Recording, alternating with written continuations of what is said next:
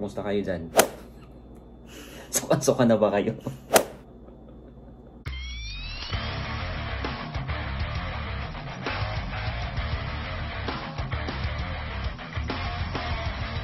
Hindi ako makapag-upload ng mga videos kasi hindi kami makalabas. Hindi ko nga mapuntahan si mama para i-prank.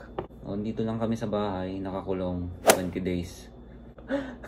Kamusta ang lockdown dyan sa inyo? Sa amin dito okay lang. Medyo nagiging stricto na nga sila. Hindi, kanina lang we just saw in the news na almost 500,000 na ang total confirmed cases ng corona dito sa US. Tapos, ilan ang death? Nasa 20,000. 18,000 yan, 20,000. 20,000. Ayun. Considering na less than 1% pa lang of Americans ang natetest nila ha, less than 1%. Actually, itong video na to gusto kong gawin kahapon pa nung nag-live ako sa channel ko, pero si Jonah nakatulog na. Ang gusto sana namin pag-usapan, how to survive this lockdown with your loved one, with your partner. This is the first time na nangyari sa amin na magkasama kami for 20 days. 24/7. 24/7 without seeing other person. Like, yung wala kami nakakasalamuhang ibang tao. Speaking of this, meron kaming nabasang Sa Yahoo, ikaw? sa Yahoo, nag-spike ang Rate ng domestic violence dito sa US. Pinapakita lang nung datos na yon, hindi talaga nagsasama. I mean, majority hindi sanay. of husbands and wife, they don't spend time with each other 24/7 kasi nga it's either yung lalaki nag-work or yung babae. Hindi sila sanay. Kaya dyan lumalabas na yung differences and then nagiging violent yung mga ibang partners. We have to admit, nag-aaway kami yun na nagkakapikunan, pero never naging hurt each physical. other. Yeah.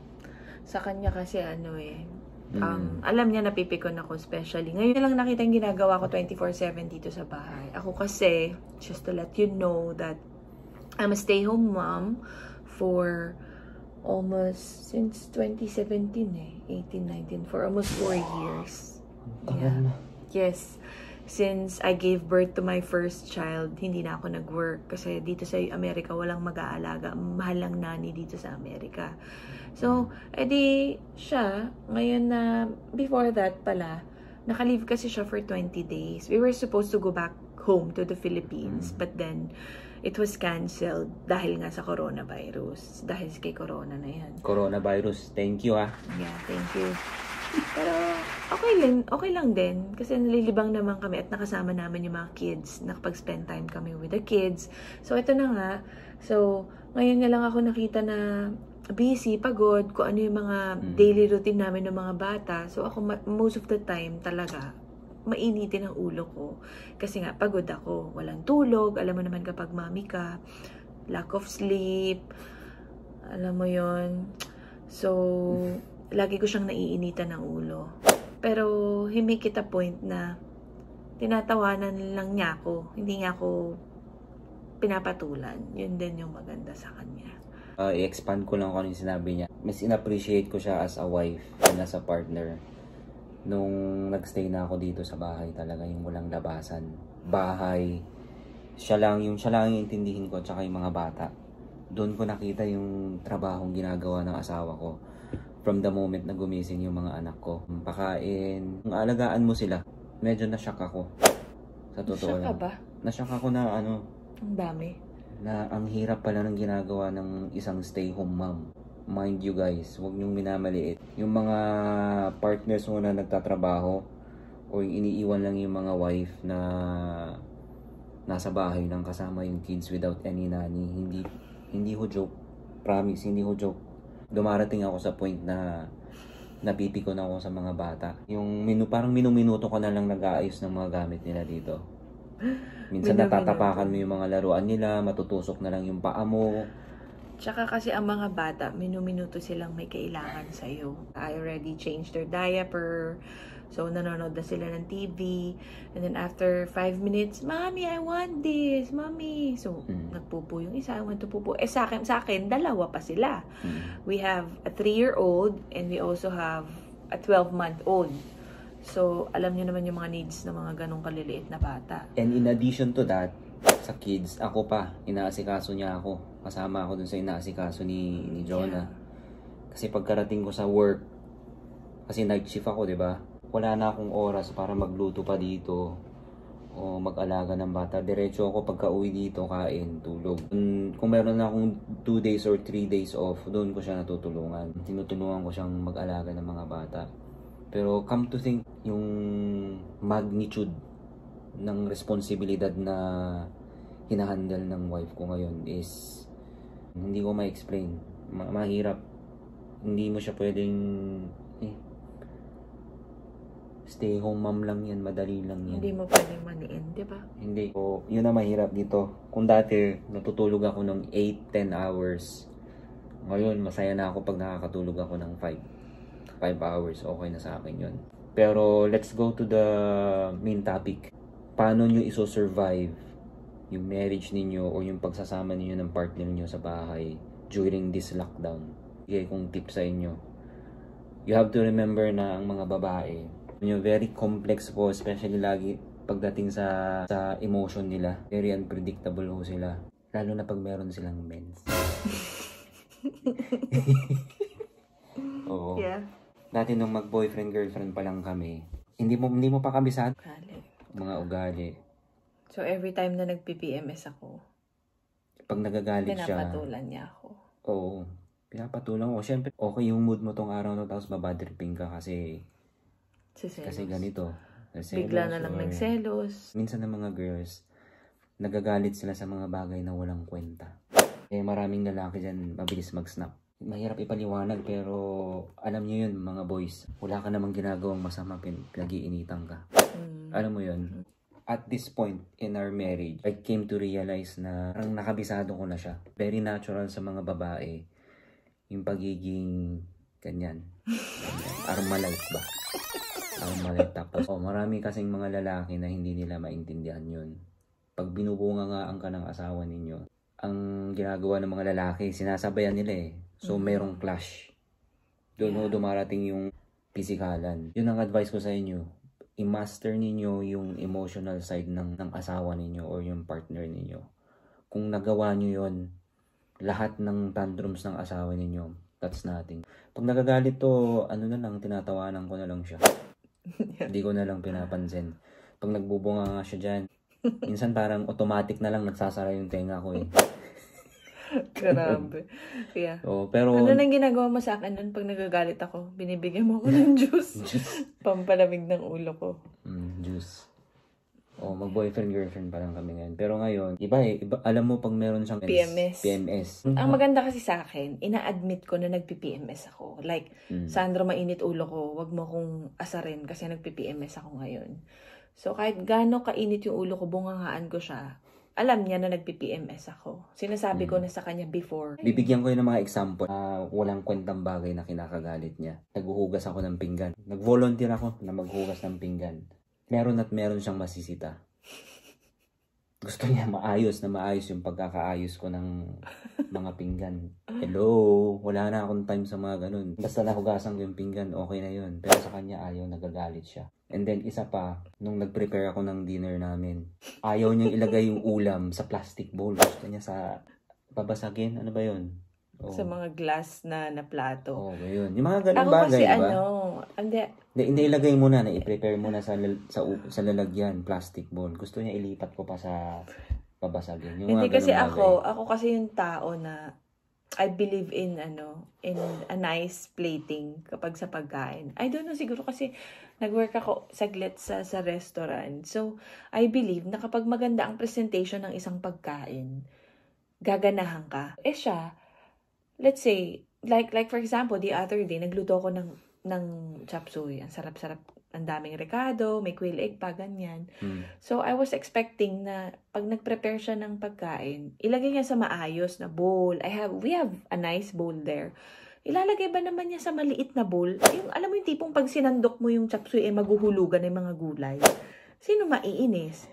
Yun yung mga kinakagalit ko sa kanya. Siyempre, kung ano yung makita ko doon, na lalagyan, yun na yung paghahanapin mo pa ako, bubungkal pa ako Okay ng lang, gamit. maliit lang naman yung cabinet natin eh. Pati ka maghanap. Pa sa advice na mabibigay ko sa inyo. Ito, kukwento ko sa inyo. Yung mga furnitures dito sa bahay. Pag nagtatalo kayo kung anong mga bibilhin na gamit dito sa loob ng bahay, huwag nyo lang i-attempt.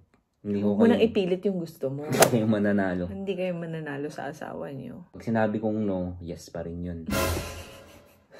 Yeah. Yun ang second advice. You will never win in an argument. Pagbili ng mga ganito, pagpili ng mga ganyang bagay, ipaubayan ho sa kanya para hindi ho kayo mag-away. Pangatlo is magkaroon ho kayo ng kusa. Minsan nawawala ang kusa sa'yo. Hello, pagod. Minsan hindi. Pagod din Masyado ako. ka lang busy sa cellphone. Siyempre naman, pag galing ka ng trabaho, di ba, gusto mo lang naman humilata kasi pagod ka, di ba, yung likod mo, sumasakit. Gusto mo lang talaga magpahinga. Pero minsan kailangan, hoy, nakakalimutan mo nang maghugas ng plato. O yan, minsan nakakalimutan niya na talagang dumarating siya minsan sa point na talagang ako na lahat. Minsan kailangan ko siyang i-remind na may dalawa kang anak, ako tagaluto, ako pa rin tagahugas ng plato. Kusa sa mga boys, apat na to. Mag-draw kayo ng energy galing sa mga anak ninyo kung meron na kayong anak. Tingnan nyo lang lagi yung mga anak ninyo. Maswerte kami dito, kung tutuusin. Nakita namin lahat ng milestones ng mga anak namin without a nanny. Hindi ko lahat kasi nakaka-afford ng nanny dito. Well, I can pay nanny pero hindi practical. Ganun na lang natin sabihin. Hindi practical kasi we can save a lot without paying a nanny. Nadagdagan yung adoration ko sa kanya, yung respect. Grabe yung asawa ko. Gagawa niya lahat to. All by herself. Parang wow.